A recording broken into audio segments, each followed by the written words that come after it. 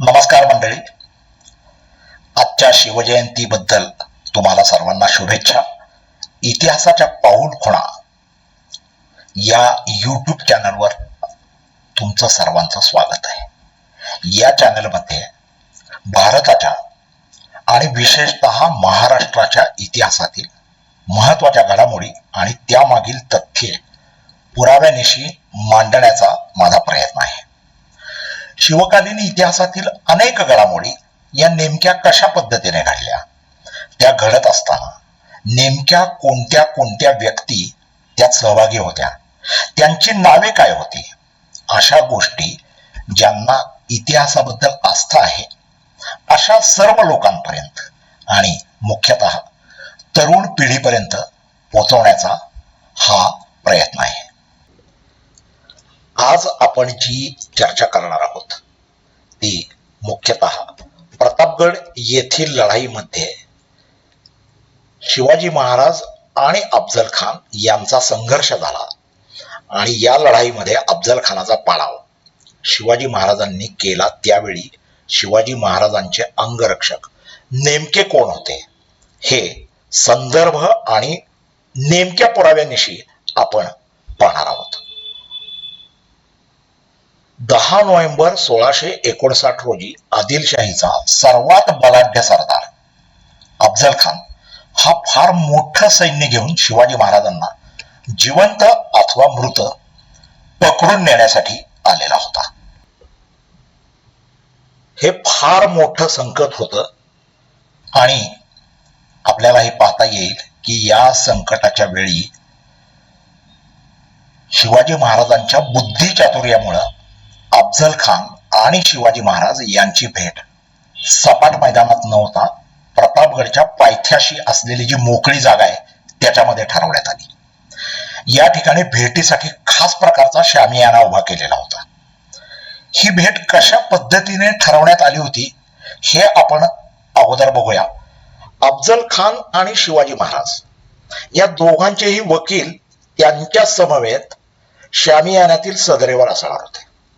तर दोघांच्याही बाजूचे प्रत्येकी 10 अंगरक्षक, मी परत एकदा सांगतो, दोघांच्या बाजूचे प्रत्येकी 10 अंगरक्षक हे बाणाच्या टप्प्यावर असलेल्या अंतरावरती ठेवायचे होते. म्हणजे अर्थात ते मुख्य शामियानापासून बऱ्यापैकी लांब मागच्या बाजूला असणार आहे. ही भेट दोन्ही बाजूंनी सशस्त्र असणार होती आणि त्याचबरोबर पूर्ण शस्त्रसज्ज असलेले अंगरक्षक दोघांच्याही पाठीमागे असणार होते. या घडामोडींचा तपशिलात जर विचार करायला लागलो ना आपण, तर हे लक्षात येतं की या ठिकाणी खरोखर हातगाईची लढाई होणार होती आणि शिवाजी महाराजांनी या लढाईसाठी स्वतःचे प्राण पणाला लावलेले असणार होते. त्यामुळे अर्थातच त्यांनी स्वतः निवडलेले 10च्या 10 अंगरक्षक हे कसे असणार होते? युद्ध कलेत अतिशय निपुण असलेले, प्रसंगावधानी आणि अत्यंत चपळ असणं असं अपेक्षित होतं. उच्च प्रतीचे मनोधैर्य बाळगणारे असे असणार होते. आणि यापेक्षाही सर्वात महत्वाचा मुद्दा म्हणजे त्या अंगरक्षकांनी शिवाजी महाराजांच्या रक्षणासाठी स्वतःचे प्राण देखील देण्याची तयारी ठेवलेली असणार होती. हे अंगरक्षक कोण होते याची थोडी माहिती आपल्याला सर्वप्रथम सर्वात जुनी असलेली आणि शिवाजी महाराजांच्या मृत्यूनंतर 17 वर्षांनी पूर्ण केलेल्या कृष्णाजी अनंत सभासद यांच्या बखरीमध्ये ही माहिती आपल्याला पहिल्यांदा मिळते. पण या बखरीत 10 नावे नाही आहेत दिलेली. याच्यामध्ये फक्त 2च नावं अंगरक्षक म्हणून दिलेली आहेत आणि ती आहेत संभाजी कावजी आणि जीवा महाले. आता अन्य बखरींमध्ये आलेली नावे गृहीत धरता येणार नाहीत, कारण या बखरी या घडामोडी घडल्यानंतर तब्बल 150 वर्षांनी लिहिलेल्या गेलेल्या आहेत आणि त्यामधला मजकूर हा आपण विश्वासार्ह समजू शकत नाही इतिहासाच्या दृष्टीने. परंतु या 10च्या 10 अंगरक्षकांची नावे आणि या घटनेचे संपूर्ण वर्णन आपल्याला कवी परमानंद यांनी लिहिलेल्या संस्कृत ग्रंथामध्ये आढळतं. या ग्रंथाचं नाव आहे शिवभारत. विशेष म्हणजे हा ग्रंथ शिवाजी महाराजांच्या आज्ञेवरूनच परमानंदांनी लिहायला सुरुवात केलेली होती आणि अगदी शहाजी राजांपासून सुरुवात करून ते अफजल खान वधानंतरच्या 1-2 वर्षापर्यंतचाच तपशील तिथं आहे आणि तिथे ते काव्य हे पुढं त्यांना पूर्ण करता आलेलं नाही. 2000हून अधिक श्लोक या काव्यामध्ये आहेत. हे परमानंद कोण होते?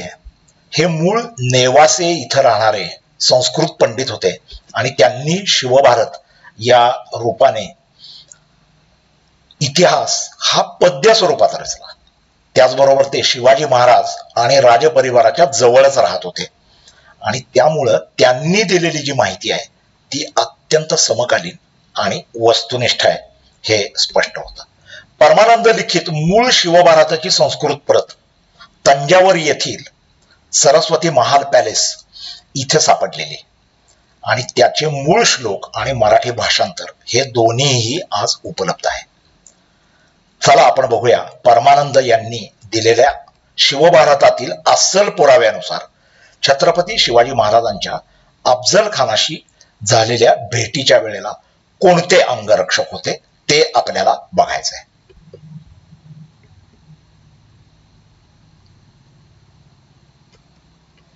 या अंगरक्षकांची नावं शिवभारतात दिल्याप्रमाणे अशी आहेत. संभाजी कावजी, जिवा महाले ही 2 नावं आपल्याला माहिती आहेत. येसाजी कंक, कोंडाजी कंक, काताजी इंगळे, कृष्णाजी गायकवाड, सूरजी काटके, विसाजी मुरुंबक, संभाजी करवर आणि इब्राहिम बर्बर ही सगळी नावं आपण परत एकदा डोळ्याखालून घालावीत. या पहिल्या या 10च्या 10 अंगरक्षकांनंतर नावं पाहिली आणि त्याच्यावरून आपल्याला असं लक्षात येतं की हे अंगरक्षक जे आहेत जे स्वतःचे प्राण द्यायला तयार होते हे विविध जातींचे होते. त्याच्यापैकी एक मुस्लिम देखील होता. अशा प्रकारे शिवाजी महाराजांनी जाती किंवा धर्म याच्यावरती भेदभाव न करता गुणवत्ता आणि स्वराज्याशी असलेली निष्ठा या गुणांच्या आधारावर लोकांची निवड केलेली होती आणि हे खूप महत्वाचं आहे हे आपण समजून घेतलं पाहिजे. आज हे सादरीकरण आपण करतोय आणि अशाच पद्धतीचे इतरही अनेक इतिहासातल्या प्रकाशित आणि अप्रकाशित घडामोडी आणि त्यांच्या पाठीमागची तथ्य यांचा आपण यापुढे देखील या चॅनलमध्ये विचार करत राहू, चर्चा करत राहू, संवाद करत राहू. थँक्यू.